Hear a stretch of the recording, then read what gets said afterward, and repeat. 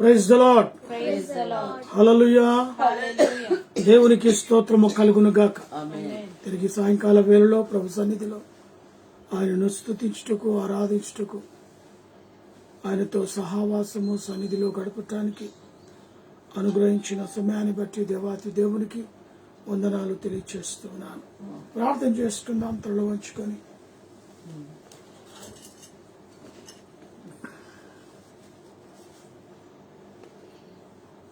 ప్రార్థన చేసుకుందాం.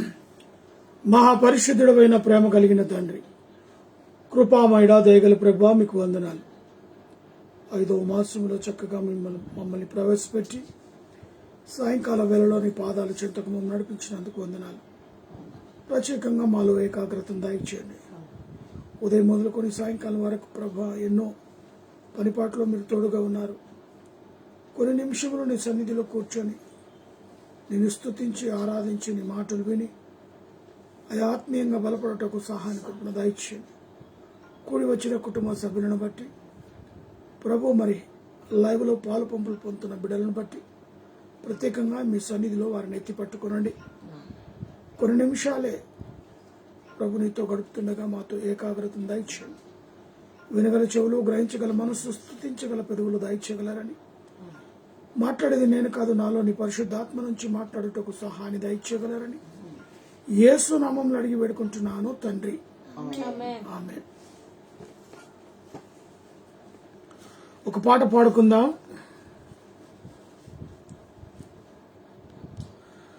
మహోన్నతుడా నీ కృపలో నేను నివసించుట, మహోన్నతుడా నీ కృపలో నేను నివసించుట, నా జీవిత ధన్యతై ఉన్నది.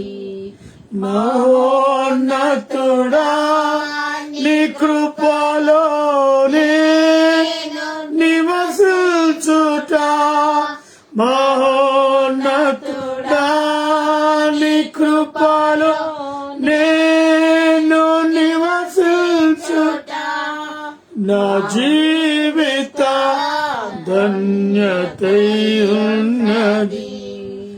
మూడు మారిన జీవితాలను చిగురింపజేయగలవు నీవు, మూడు మారిన జీవితాలను చిగురింపజేయగలవు నీవు.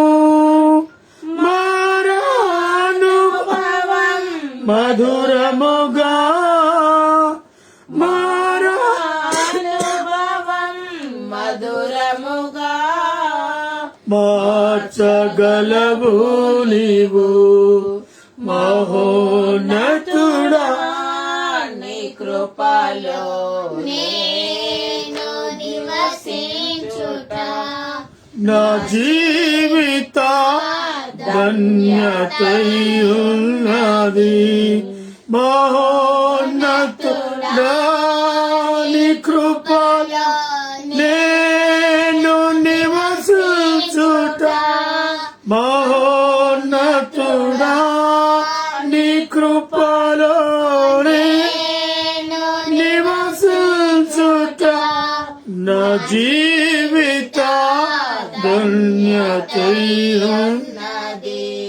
అకువాడక ఆత్మ ఫలములు ఆనందముతో ఫలించిన, అకువాడక ఆత్మ ఫలములు ఆనందముతో ఫలించిన, జీవజలముల ఊటైనా నీయోరన నన్ను నాటితివి, జీవజలముల ఊటైనా నీయోరున నన్ను నాటితివి, మహోన్నతుడా నీ కృపలోనే నివసించుట నా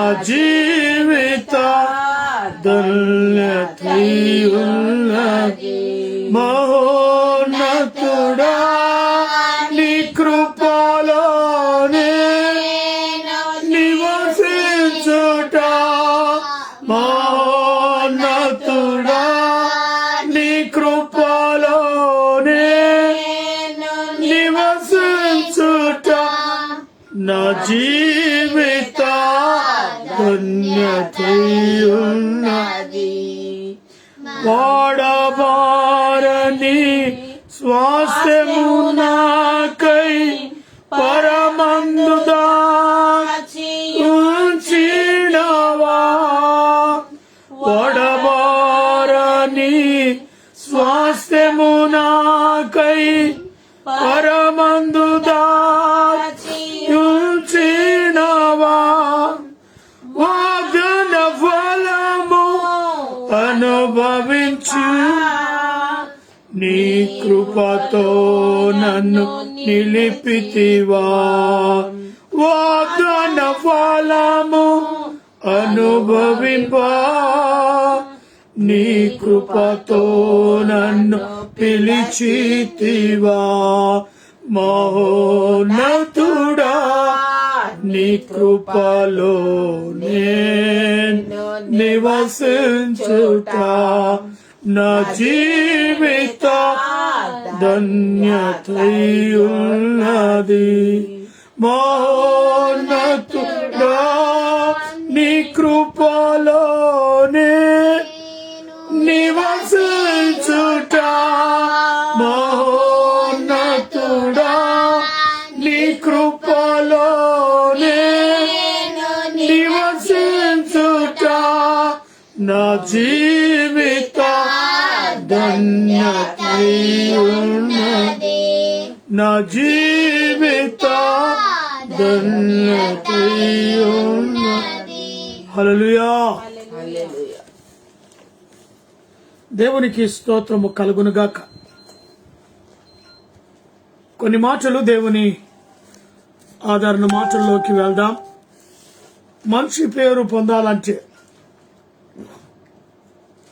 మంచి మనస్సు కలిగి ఉండుట, తద్వారా మంచి పేరు మనకు అనుగ్రహించబడుతుంది. అందుకే సామెతల గ్రంథం 3వ అధ్యాయము 4వ వచనంలో చదువుకున్నట్లయితే, అప్పుడు దేవుని దృష్టి అందును మానవుల దృష్టి అందును నువ్వు దయనుంది మంచివాడవని పిలుచుకొందువు అనిపించుకొందువు. ఇక్కడ దేవుని దృష్టి మానవుల దృష్టి అందును. రెండు విషయాలు భక్తుడు మాట్లాడుతూ ఉన్నాడు. మంచివాడుగా పిలిపించబడాలి అంటే దేవుని యందు క్రమశిక్షణ కలిగిన మనస్సు కలిగి ఉండాలి. అదే రీతిగా మానవుల పట్ల కూడా మంచి మనస్సు కలిగి ఉండాలి. అప్పుడు నువ్వేమవుతావు? మంచి పేరు పొందుకోగలుగుతావు. మంచి మనస్సు కలిగిన వాడుగా నువ్వు ఉంటావు అని మరి 4వ వచనంలో ఈ మాటలు మనం చదువుకుంటూ ఉన్నాం. అదే రీతిగా నీవు దయనుంది మంచివాడవని అనిపించుకొందువు. 5వ వచనం చూస్తే, నీ స్వబుద్ధి మీద ఆధారము చేసుకొనక నీ పూర్ణ హృదయముతో యెహోవా యందు నమ్మిక ఉంచుము.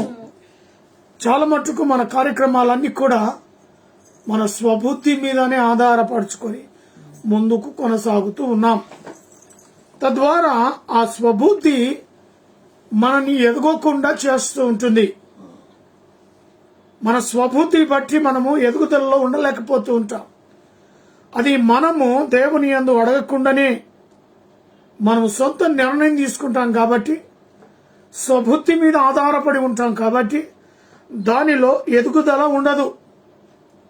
అందుకే మంచి మనస్సును నువ్వు కలిగి ఉంటే 4వ వచనంలో అన్నట్టుగా, అప్పుడు దేవుని దృష్టి అందును మానవుల దృష్టి అందును నీవు దయనుంది మంచివాడవని అనిపించుకొందు. ఈ దేవుని దృష్టి మానవుని దృష్టిలో ఉంటేనే నీ పూర్ణ హృదయముతో యెహోవాను మరి నమ్ముకోగలుగుతావు. విశ్వసించగలుగుతావు. ఈ దయ, ఈ మంచితనము దేవుని దయాందును మనుషుల దయాందును నువ్వు వడదులుతూ ముందుకు కొనసాగించినట్లయితే తప్పకుండా మంచివాడుగా నీవు పిలువబడతావు. అంతేకాకుండా మంచి మనస్సుతో వాక్యాన్ని వినాలి. లూకాసు వార్త 8వ అధ్యాయము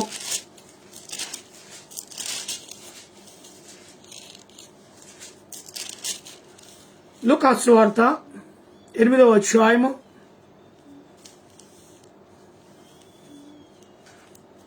15వ వచనం చదువుకుందాం.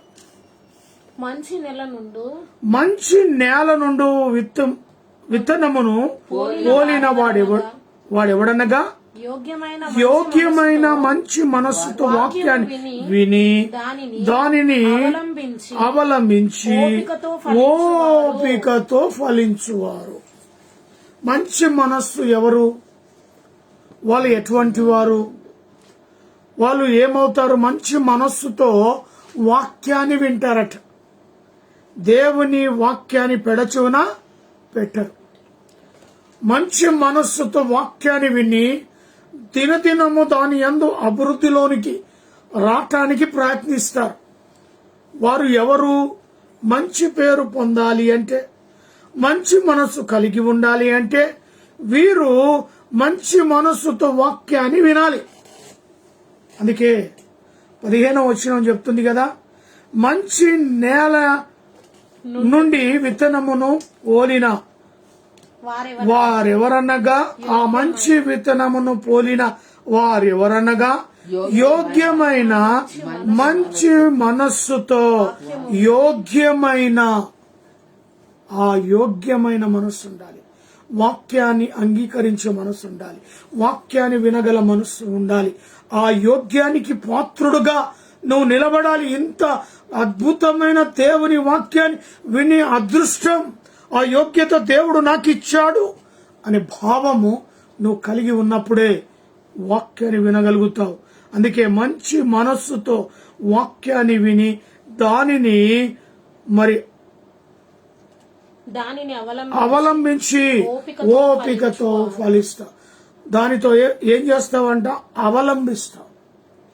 అంతేకాకుండా దాని యందు ఓపికతో వాక్యాన్ని విన్నట్టుగా జీవితాన్ని సరిచేసుకొని, జీవిత ఎదుగులో ఒడిదుడుకలు వచ్చినప్పుడు కూడా, ఎత్తుపల్లాలు వచ్చినప్పుడు కూడా, కష్టములు సుఖములు సంభవించినప్పుడు, రోగములు బాధలు వచ్చినప్పుడు వాటిని అన్నిటినీ కూడా సమపాలుగా ఎదుర్కొనే స్థితిని ఈ మంచి మనస్సుతో వాక్యం వినిన వానికి వస్తుందట. వాక్యం వింటున్నాడు కాబట్టి శ్రమని కూడా, వాక్యాన్ని వింటున్నాడు కాబట్టి ఆ కష్టాన్ని కూడా ఈక్వల్ గా చూస్తాడు. అటు ఓపికతో ఫలిస్తూ ఉంటాడు. కొంతమంది ఇక్కడనే పడిపోతారు.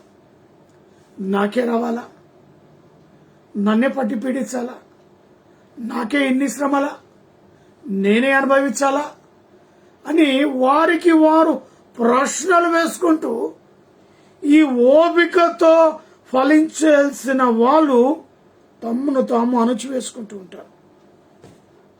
ఎప్పుడైతే వాక్యాన్ని విని వాక్యముతో విత్తించబడి పోలిన ఆ వాక్యముతో యోగ్యమైన దాన్ని మంచిగా ఆ వాక్యాన్ని విని యోగ్యముగా ఆ వాక్యాన్ని పఠించినట్లయితే వాడు మంచి మనస్సును కలగటమే కాకుండా వాక్యబద్ధుడవుతాడట. వాక్యానికి లోబడిన వాడు అవుతాడట. శ్రమల వైపు చూడాడట, కష్టాల వైపు, అనారోగ్యం వైపు చూడాడట. దేవుడిచ్చిన దివ్యమైన వాక్యం.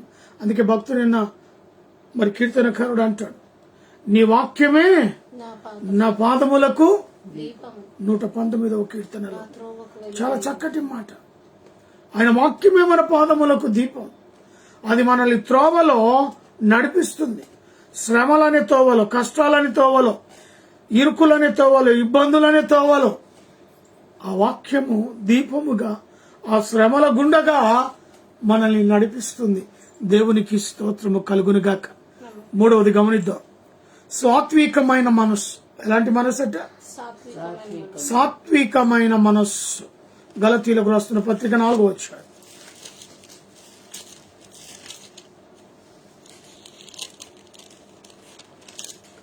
18వ వచనం. 4వ అధ్యాయం 18వ వచనం. నేను మీ యొద్ద ఉన్నప్పుడు మాత్రమే గాక ఎల్లప్పుడూ మంచి విషయములో ఆసక్తి కలిగి ఉంటుట. మంచి విషయములో ఏం కలిగి ఉండాలని చెప్తున్నారు పౌలు గారు? వాక్యం వినుటలో, ప్రార్థన శక్తిలో, ప్రార్థన అనుభవంలో, ఆత్మీయంగా ఎదుగుటలో, ఆత్మీయ బిడ్డలతో సహవాసముతో మంచి అందుకే పౌలు గారు చాలా చక్కగా చెప్తున్నారు, నేను మీ యొద్ద ఉండినప్పుడు మాత్రమే కాక ఎల్లప్పుడూ మంచి విషయాలు ఆసక్తి కలిగి ఉండుట యుక్తము. కొంతకాలం ఉండి కొంతకాలము లేకపోవడం కాదు ఇక్కడ. ఎల్లప్పుడూ ఎల్లవేళలా, పగలు రాత్రి. ఏమా పగలు అది ఏ సమయమైనా సరే, ఉదయము సాయంకాలమున, ఉదయము మధ్యాహ్నమున, అది ఏ సమయమైనా సరే దేవునికి నువ్వు ఎలా ఉండాలట? మరి మంచి విషయములు ఆసక్తి కలిగి ఉండుట యుక్తవము.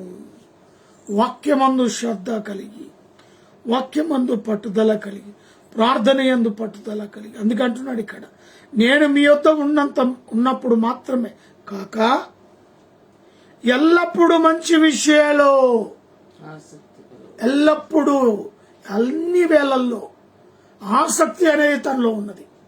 అలాగ నువ్వు నేను ఉంటేనే సాత్వికమైన మనస్సును కలిగి ఉంటాను. మూడవదిగా మంచి మనస్సందు పోరాడు. మంచి మనస్సులో పోరాడాలి. మరి నాలుగవది గమనిస్తే క్రీస్తు మనస్సు కలిగి ఉండటం. అన్నిటికంటే అతి ప్రాముఖ్యమైన మనస్సు. క్రీస్తు అనే వ్యక్తి నీలో నుంచి బయలుపరచబడాలి. హల్లెలూయా. నిన్ను చూస్తే క్రీస్తుని చూసినట్టే. నిన్ను చూస్తే ఆ ప్రభు ఎలా ఉన్నాడు అంటే ఇలాగనే ఉండి ఉండవచ్చు. అది మంచి క్రీస్తు మనస్సు కలిగి ఉండాలి. క్రీస్తుకు కలిగిన మనస్సు మీరు కలిగి ఉండండి. ఫిలిప్పీలకు రాస్తున్న పత్రిక 2వ అధ్యాయంలో ఆ మాటలు మనం చూడగలుగుతాం. పౌలు గారు ఫిలిప్పీలకు రాస్తున్న పత్రిక.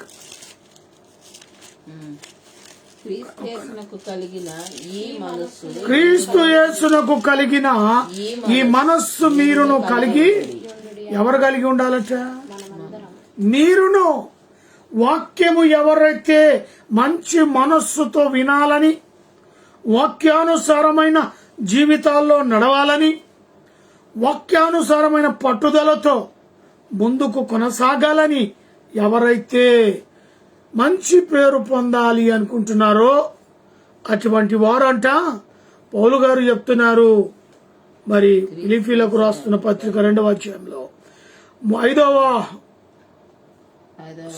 వచనములో గమనిస్తే, క్రీస్తు యేసునకు కలిగిన ఈ మనస్సు మీరును కలిగి ఉండుడి.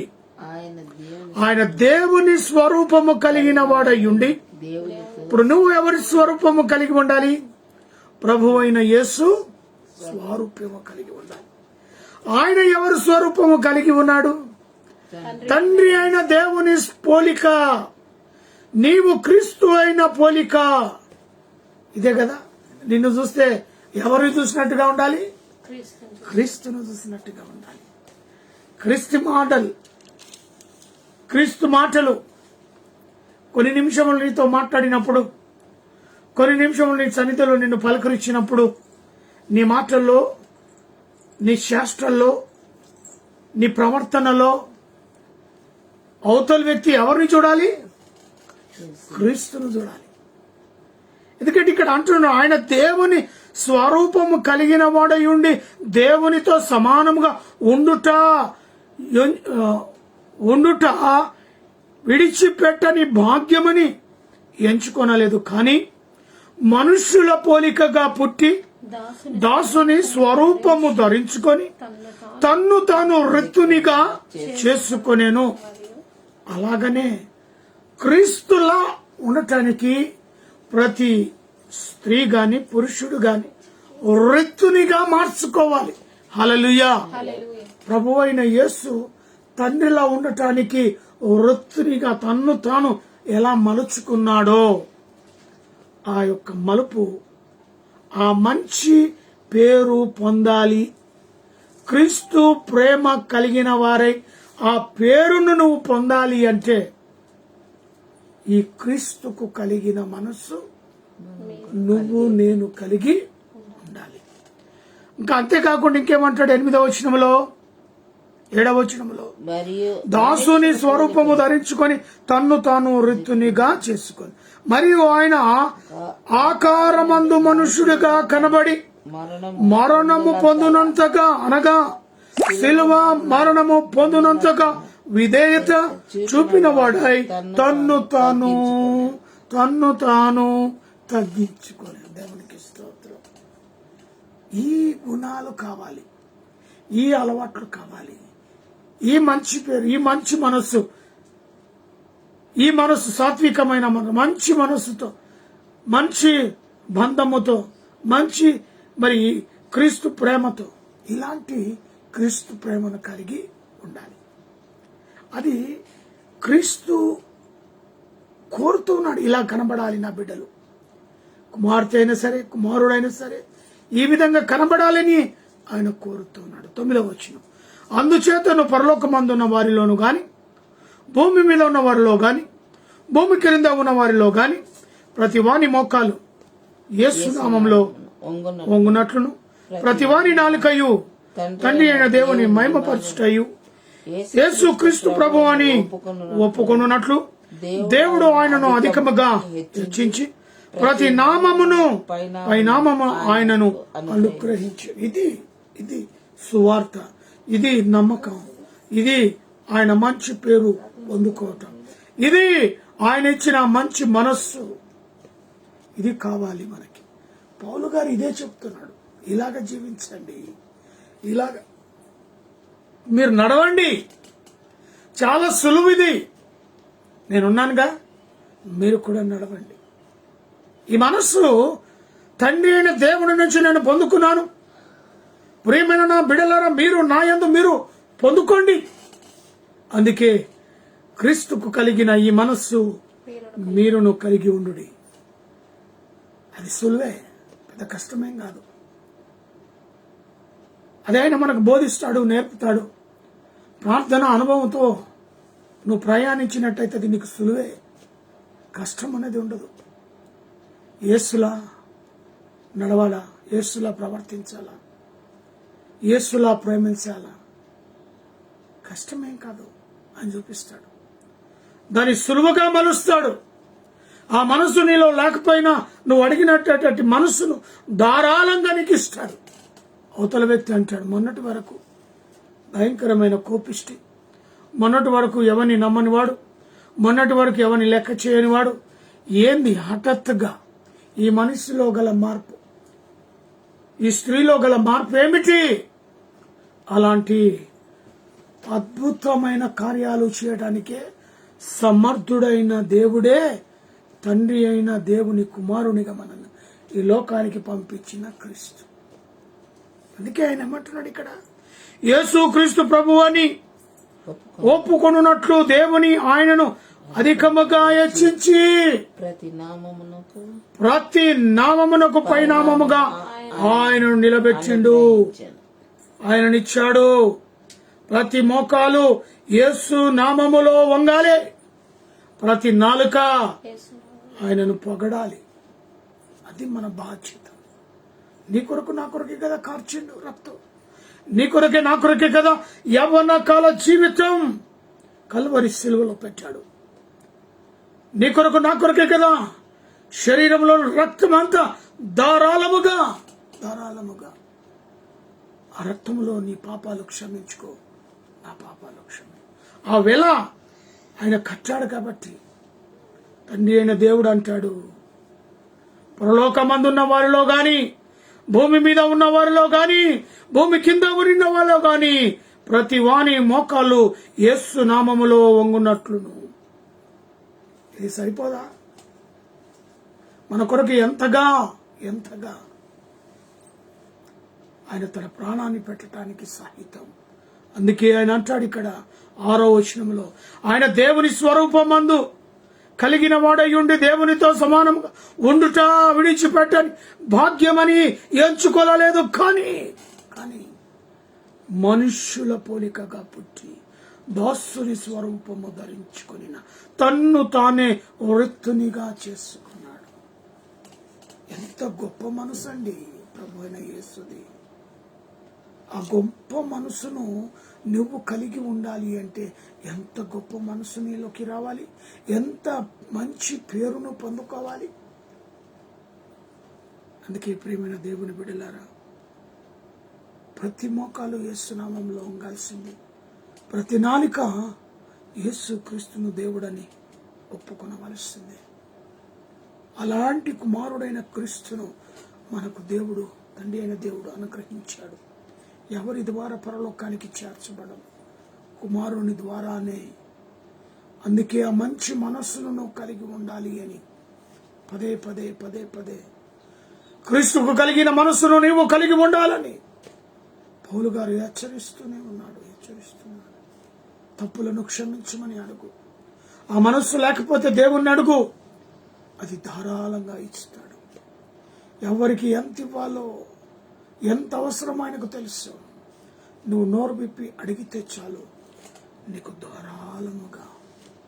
నీకు ఆస్తి, అంతస్తులు, హోదా, పేరు, ప్రఖ్యాతలు లేకపోవచ్చు, ప్రేమ అనే ఆస్తి నీకు ఇస్తాడు. క్రీస్తుకు కలిగిన మనసును నీకు ఇస్తాడు. ధారాళంగా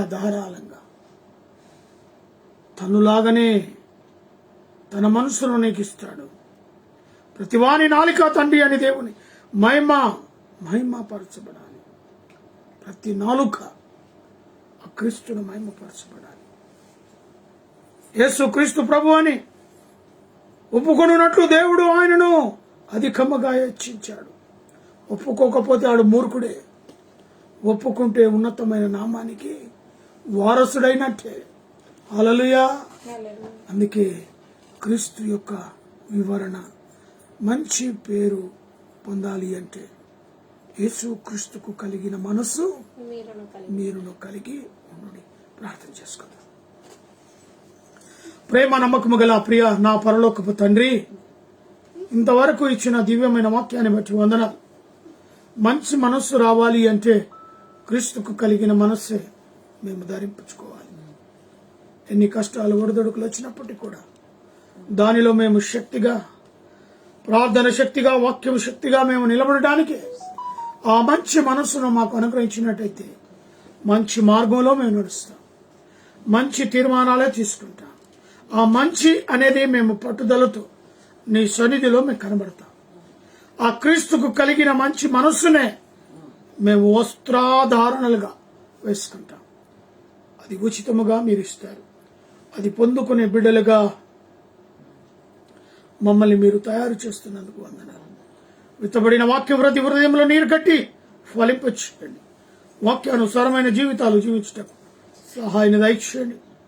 కూడి వచ్చిన కుటుంబ సభ్యులను, లైవ్ లో పాల్పంపులు పొందిన ప్రతి బిడ్డను, నా యొక్క రక్త సంబంధులను, అన్నదమ్ములను, అక్కచెల్లెలను, బంధుమిత్రులను, స్నేహితులను, శ్రేయోభిలాక్షులను, అదే రీతిగా మా ప్రభువా మానక లైవ్ లో వాక్యాన్ని స్వీకరిస్తూ వింటూ సమయాన్ని కేటాయిస్తున్న ప్రతి బిడ్డను దీవించండి, ఆశీర్వదించండి. ప్రత్యేకంగా నబీ కుటుంబాన్ని ప్రభువా మీరు జ్ఞాపకం చేసుకునండి. స్టార్టింగ్ నుంచి ఎండింగ్ వరకు మాతో కూడా ఈ వాక్యాన్ని వినడానికి వేగిరపడుతూ ఉన్నాడు. అటు వాక్య బలమును క్రీస్తుకు కలిగిన మనసు కుమారునికి దయచేయమని, తన కుటుంబాన్ని దీవించి ఆశీర్వదించమని ప్రార్థిస్తున్నాను. అదే రీతిగా భయంకరమైన పరిస్థితుల్లో వదినమ్మ బిడ్డతోనైనా అల్లాడుతున్నది. రోగముతో, బాధతో, వేదనతో మనస్సు చలించిపోయే స్థితిలో తాను ఉంటూ ఉన్నది. రాని వద్దముకై ప్రార్థిస్తున్నాం. కృప చూపండి. నీ కనికరము కటాక్షం బిడపై ఉంచండి. గాయము భయంకరంగా ఆ గాయాన్ని మార్చగల శక్తి సామర్థ్యం నీ చేతిలో ఉన్నది. ఎందుకనగా మీరు పొందిన దెబ్బల చేతనే, మీ గాయాల చేతనే మానవునికి స్వస్థత విడుదల అన్నారు. అదే నెమరు వేసుకుంటున్నాం, జ్ఞాపకం చేస్తున్నాం. మీరు పొందిన దెబ్బల చేత, మీ గాయాల చేత గాయపడ్డ ఆ బిడ్డను తాకుమని, స్వస్థత కలిగించమని ప్రార్థిస్తున్నాం. అదే రీతిగా మా యొక్క నాయన అన్నను బట్టి, తనకిచ్చిన ఆరోగ్యాన్ని బట్టి స్తోత్రాలు. మా యొక్క బామర్దులను, మరదళ్ళ వద్దెను, వారు కనిగించిన కుమారులను, కుమార్తెలను, కోడళ్లను, మనమరాలను దీవించి ఆశీర్వదించండి. అన్నల వదిన కుమారులను, కుమార్తెలను, కోడళ్లను, మనమరాలను ప్రభు వారి రెక్కల కింద భద్రపరచండి. నాని యొక్క పేరెంట్స్, తన యొక్క తల్లిని, తండ్రిని, తమ్ముని, చెల్లిని, బావను అనుగ్రహించిన బిడ్డలను దీవించి ఆశీర్వదించండి. నాని రాకపోకల్లో తోడుగా ఉండండి. క్షేమంగా గృహాన్ని నడిపించండి. నాని డబ్బును జ్ఞాపకం చేసుకుని మరొక గర్భఫలము దాయిచేయండి. చిన్నది సుసన్న సాత్విక జ్ఞానమందు వయసునందు నీ అందున మనుషులైన కుమార్తె ఎదిగి పెద్దదై రాబోయే రోజుల్లోని పరిచర్య చేసి బిడ్డను అభిషేకించండి. పరిశ్రమకి ఇచ్చిన ఆరోగ్య బలం, శక్తిని బట్టి వందనాలు. ఇచ్చిన ఆరోగ్యాన్ని సేవలో బహుబలంగా వాడబడుట కృప చూపండి. యేసు ప్రభువా, దేశాన్ని, రాష్ట్రాన్ని, ప్రపంచాన్ని వెళ్తున్న దేశ నాయకులకు మంచి తెలివి జ్ఞానాన్ని ప్రసాదించండి. మా యొక్క భారతదేశంలో జరిగిన ఎలక్షన్స్ ను బట్టి నూతనమైన కాంగ్రెస్ గవర్నమెంట్ రావాలని అనేకమైన ప్రార్థనలు చేస్తూ ఉన్నాం. దేశంలో, ప్రపంచంలో మణిపూర్ సంఘటనలు అయా, ఇలాంటి సంఘటనలు ఎక్కడూ జరగకుండా ఉండాలని, శాంతి సమాధానంతో కూడిన కాంగ్రెస్ ప్రభుత్వం పరిపాలన చేయుటకు కృప సహాయాన్ని దయచేయమని ప్రార్థిస్తున్నాం. నిర్ణయం మీ చేతిలో ఉంది. ప్రార్థించేవారుగా మేము ప్రార్థిస్తున్నాం. నిర్ణయం ఇచ్చేవాడు నీవై ఉన్నావు.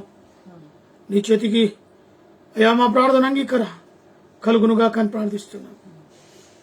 అయా, మరి దేశ సరిహద్దులో ఉన్న మిలిటరీ వారిని, పోలీసు వారిని, పారిశుద్ధ కార్మికులను, ప్రెస్ వారిని, డాక్టర్స్, నర్సులను, ఆయిలను ప్రతి ఒక్కరిని దీవించండి, ఆశీర్వదించండి.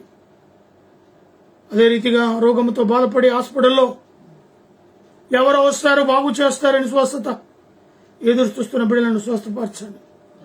కరోనా లాంటి వైరస్లను తీసివేయమని, మంచు తుఫాలను, వర్షంలను తీసివేయమని, ఎండలను తండ్రి ప్రభు భయంకరమైన ఎండలను నాయన తగ్గింపు చేయమని, సీజన్లో వచ్చే వ్యాధులను కంట్రోల్ చేయమని, యెరూషలేములో నైనా ఇజ్రాయెల్ ప్రాంతంలో జరుగుతున్న హమాస్ యుద్ధాలను ఆపివేయమని, శాంతి సమాధానం అక్కడ నెలకొల్పమని ప్రార్థిస్తున్నాను. యెరూషలేము క్షేమం కొరకు మీరు ప్రార్థన చేయండి. అటు బిడ్డలు ఆశీర్వదించబడతారు. ఈ వాక్యం సెలవిస్తుంది. క్షేమం కొరకే ప్రార్థిస్తున్నాం. యెరూషలేమును కాపాడండి, రక్షించండి. నీ భద్రత, నీ కాపుదల్లా ఆ పట్టణం పైన ఉండును గాక అని ప్రార్థిస్తాం. అదే రీతిగా మా ప్రభువా, పాలిచ్చు వారిని, కరుణైన వారిని జ్ఞాపకం చేసుకుని వివాహ దినములు, జన్మదిన జరుపుతున్న బిడ్డలు మెండారుగా దీవించండి. Heart problem, liver problem, kidney problem, మోకాల నొప్పులతో, అరికాల నొప్పులతో, బీపీ, షుగర్ లాంటి జబ్బులతో బాధపడుతున్న వారికి స్వస్థత, విడుదల యేసు నామమున కలుగునుగా కానీ ప్రార్థిస్తాం. ప్రత్యేకంగా ఉద్యోగం కొరకు ఎదురుస్తున్న బిడ్డలు, గర్భఫలం, అయా వివాహం కొరకు ఎదురుస్తున్న బిడ్డల కోరికలు ఫలింపొచ్చు. మా దైవజనుల పరిచరణ సంఘాలను దీవించండి. మా యొక్క రక్త సంబంధాలను, స్నేహితులను బట్టి ప్రార్థిస్తున్నాం. నీ రెక్కల కింద భద్రపరచండి. మా యొక్క మంగనూరు వంశం, భూపాకు వారి యొక్క వంశం, అయా మా రిలేషన్, మా యొక్క రక్త సంబంధంలో ఎందరైతే ఉన్నారు వారిని అందరినీ కూడా ప్రతి బిడ్డను దీవించండి, ఆశీర్వదించండి. నీ కన్ను రెప్పలో, నీ కృపలో భద్రపరచమని ప్రార్థిస్తాం. ఈ రాత్రికాల ఆశీర్వాదాలు దీవెనలు మెండుగా దయచేయగలరు. యేసు నామములో అడిగి వేడుకుంటున్నాను తండ్రి. మన తండ్రి అయిన దేవుని ప్రేమ, కుమారుడైన యేసుక్రీస్తు కృప, పరిశుద్ధాత్మకను నేను సహవాసమైన సన్నిధి కూడిన మనకును సకల ప్రజలకు ఇప్పుడును ఎల్లప్పుడూ సదాకాలము తోడై నీడై ఉండును గాక. Amen, amen. Praise the lord. Hallelujah.